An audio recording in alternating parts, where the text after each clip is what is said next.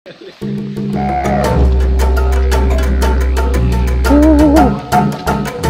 apakah badan sekuat ini masih bisa lewat.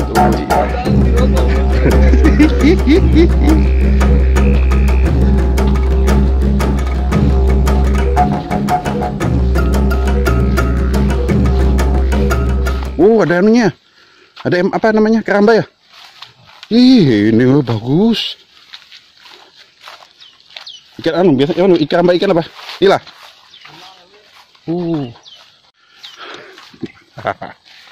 Sampai juga di lokasi.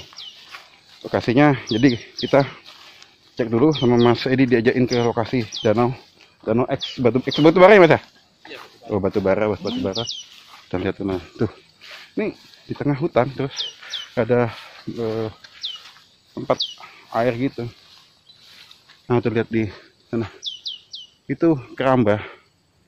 Keramba itu kok disetting buat keramba kura-kura, keren. Keren sekali. Ini burungnya. Dan ini berarti panjang banget, luas banget. Luas banget. Jadi ini dilema ya. Ini X batu bara yang endingnya jadi tempat danau seperti ini. Di lain-lain memang ada apa namanya, makhluk hidup yang membutuhkan air yang bisa memanfaatkan. Hanya saja ya banyak wilayah seperti ini di yang selesai batu bara jadinya malah danau. Dan kadang-kadang malah akibatnya imbasnya juga banyak longsor di mana-mana. Wah, ini sudah ditanam, ada tanaman airnya. Nah, ini yang bikin nanti bisa airnya kualitasnya bagus. Ini X batu bara ini ya, kalau mau dikasihin tanaman, bukan dikasih tanaman, dikasihin buat peliharaan baik ikan ataupun makhluk hidup lain, itu agak susah karena memang kandungan pH-nya itu tinggi sekali, infonya begitu. Jadi memang butuh proses lama sampai mereka bisa dimanfaatkan atau diberdayakan buat keramba atau buat apapun. Terus itu Mas Edi, itu apa namanya, kerambanya siapa? Kerambanya warga sekitar situ. Oh, keramba sini ya? Iya. Jadi, tapi ini ikan nila mau besar nggak seperti ini?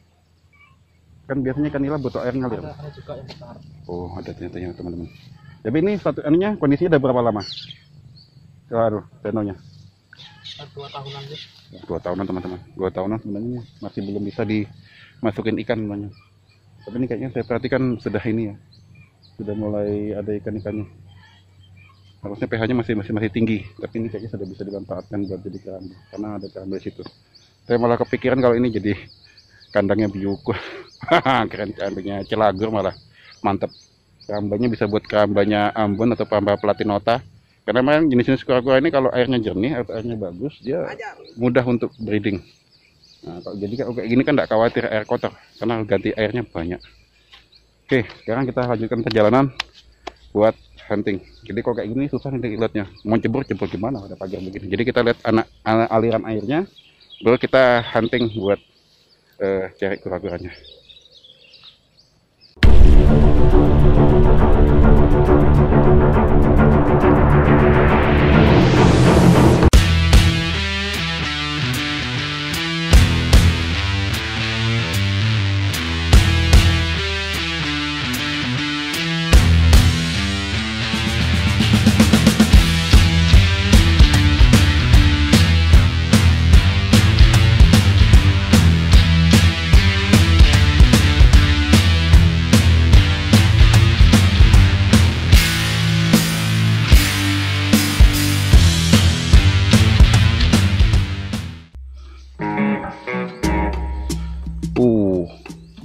Ini belum pernah lihat pohon durian, ini dia pohon durian.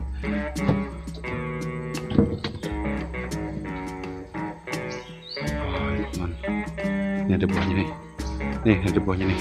Nih buahnya nih. Ini kayaknya tahun-tahun enggak nih, akhir 2 bulan lagi lah.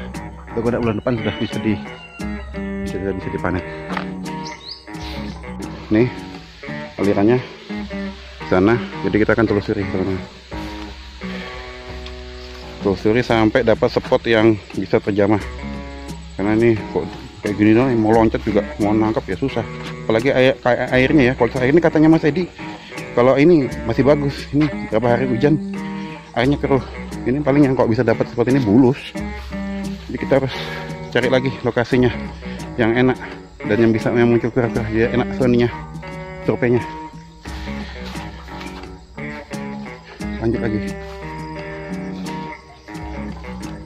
Nih alirannya sana, jadi kita akan telusuri teman-teman. Telusuri sampai dapat spot yang bisa terjamah. Karena ini kok kayak gini dong, mau loncat juga, mau nangkap ya susah. Apalagi airnya ya. Kalau air ini katanya Mas Edi, kalau ini masih bagus. Ini berapa hari hujan, airnya keruh. Ini paling yang kok bisa dapat spot ini bulus.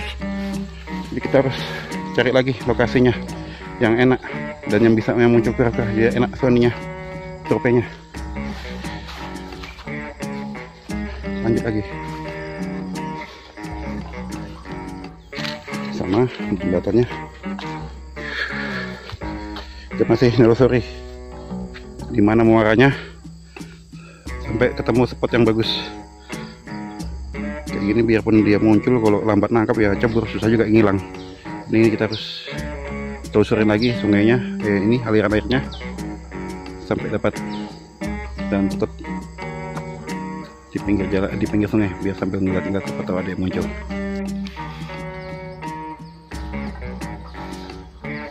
Nih yang teman-teman yang belum lihat pohon durian, oh yang ini banyak buahnya dibandingkan tadi. Tuh, ini kira-kira berapa lama nih Mas Edi panen? Mungkin berapa ya? Satu juga nih. 2 bulan 3 bulan ya? Iya. Kayaknya sekitar itu sih. Kalau di anu malah akhir tahun nih baru biasanya panen nih durian.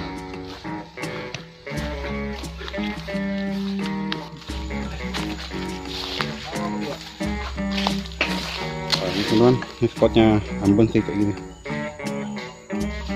ya, daerah seperti ini ya. Kalau daun emang dia airnya ngalir, daun Platinota airnya ngalir. Kalau begini mah spotnya kura-kura Ambon nih.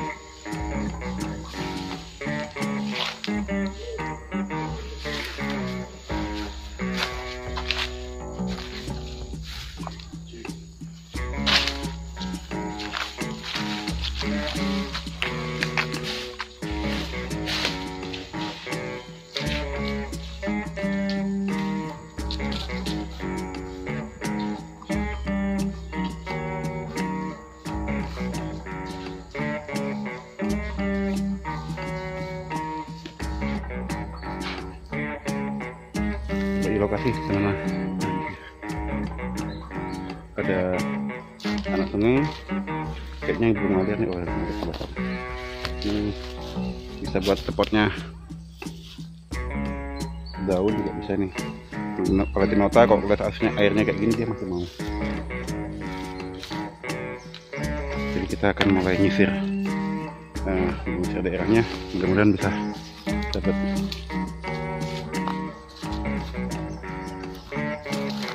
Awalnya mau rescue, malah ujung-ujungnya malah hunting. Ini aneh.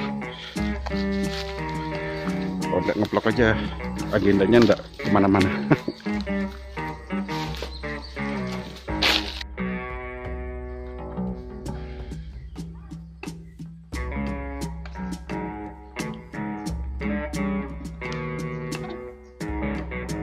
Jadi mumpung kedatangan teman-teman, sekalian kita aja mereka buat hunting. Mereka lagi kemarin penasaran, masanya saya bikin video hunting.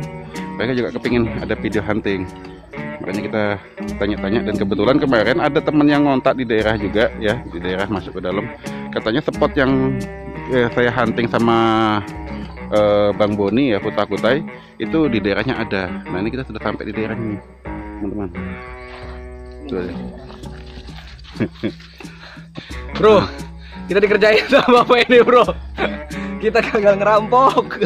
Jadi dia mau ke rumah, kan saya sudah curiga nih. Dia dari kemarin ngincer snapping. Kita diajak jalan-jalan. Jadi tak bilang aja kita mau ngambil emis sama biuku. Nah, berhubung biukunya emisnya sudah diambil, biukunya nggak dikontak-kontak, tak tanya sudah, Mas carikan spot yang untuk hunting kura-kura di sini. Oh ada, kok dari yang video kayaknya di sini ada. Nah sama Mas Edi diajak kita ke lokasi ini. Makanya nih kita sudah sampai ke lokasinya. Kita akan telusuri dulu. Ini lokasinya agak beda nih, masuk ke perkebunan warga ya, perkebunan warga. Tuh, banyak pohon pisang. Tadi juga sudah lihat ada sawah, areal sawah. Jadi ini kita mau lanjut telusurin anak sungainya. Mudah-mudahan bisa dapat. Kita masih nyari. Lumayan dari tadi jalan belum ada ketemu. Memang jadi harus dipantau dulu ya, dipantau dulu apa namanya, nggak langsung ini. Jadi mending kayak mancing, mancing kita mantaunya ada yang dipantau. Kalau kura-kura mah mantau beginian, tunggu dia muncul kepalanya baru.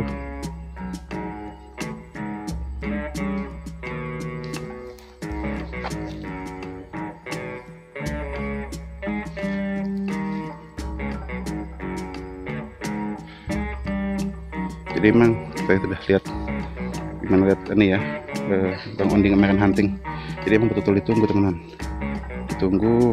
Yang penting tahu daerah spotnya di mana, terus ada info dia sering muncul di situ, pernah muncul di situ. Nah itu sudah, jadi kita pantau ya. Mending ya sekali lagi mending mancing yang dipantau nilon sama mata senar sama kayak dari ini mah.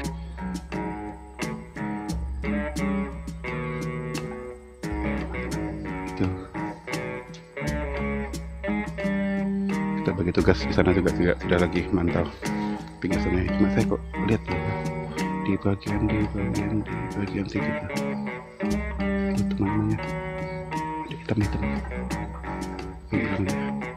Ada mau didatangin, hilang dia. Nah sudah sambil nunggu juga di sana juga sambil nunggu.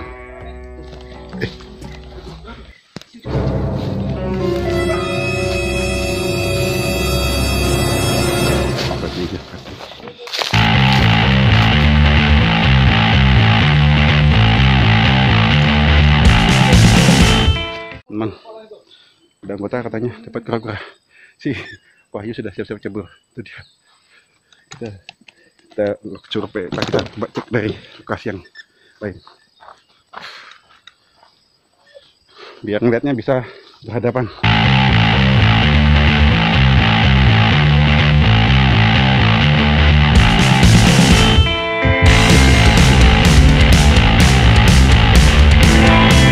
Mantap.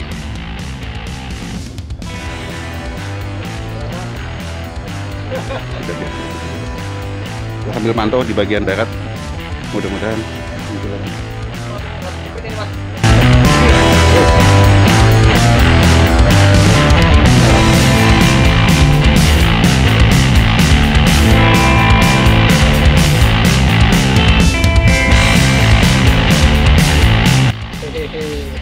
dapat dia.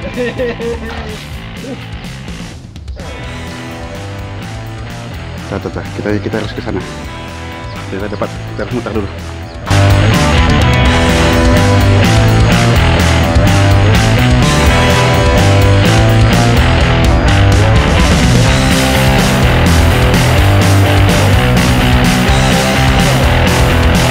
Ini kalau hunting nih, ini waktunya lama loh teman. Dikira langsung dapat. Kita lah ngobrol-ngobrol dengan orang.